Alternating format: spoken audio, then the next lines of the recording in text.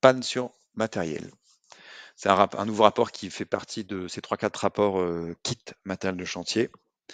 Alors, qu'est-ce qui se passe quand un chef de chantier a une panne d'engin ou de matériel? Sur son chantier, il déteste ça déjà, puisque ça va potentiellement lui compliquer le déroulement de ses travaux.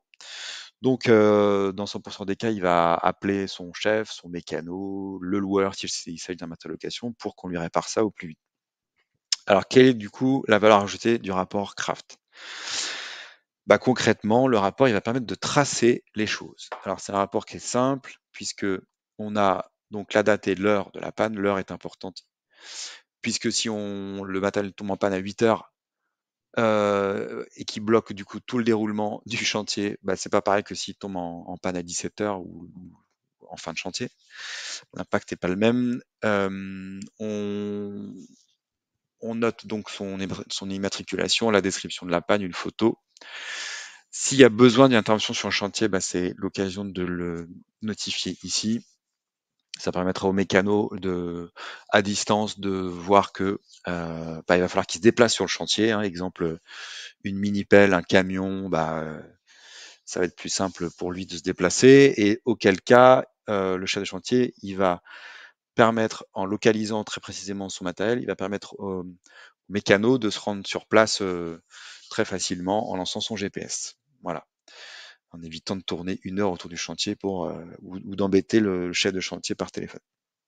Si son chantier est arrêté ou si son avancement est impacté, c'est aussi l'occasion là de le décrire, puisque derrière, il y aura des conséquences pour le conducteur de travaux.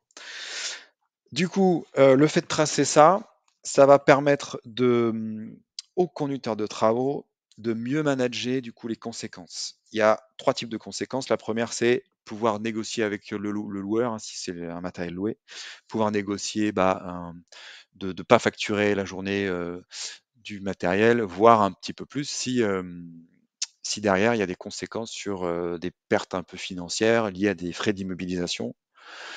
Voilà. Deuxième conséquence, c'est aussi du coup, c'est de pouvoir expliquer en interne du coup les pertes financières ce jour-là pour le conducteur, dans les comptes de chantier du conducteur de travaux. Et troisième type de conséquence, c'est du retard.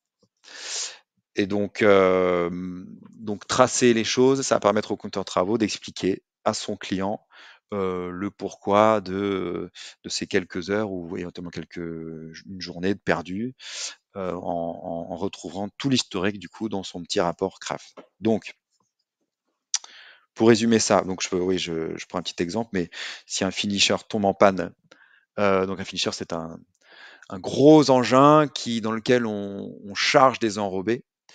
Et cet engin, lui, il permet d'étaler toutes les enrobées pour faire une route sur plusieurs dizaines ou centaines de mètres.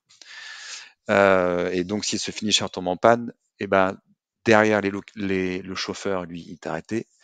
Les camions qui amènent les enrobés et qui déchargent les enrobés dans le finisher, ils sont aussi arrêtés. Et donc, toute l'équipe est arrêtée. Et ça a vraiment un impact financier qui est énorme. Donc, il faut vraiment l'intérêt de tracer les choses, ça permettra d'expliquer un certain nombre de pertes financières. Voilà.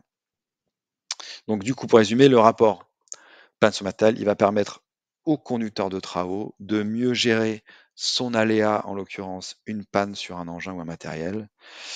Voilà, ça va lui permettre de gérer cet aléa du mieux possible vis-à-vis de son loueur, donc fournisseur, vis-à-vis de son client et vis-à-vis de son chef pour expliquer tout ça.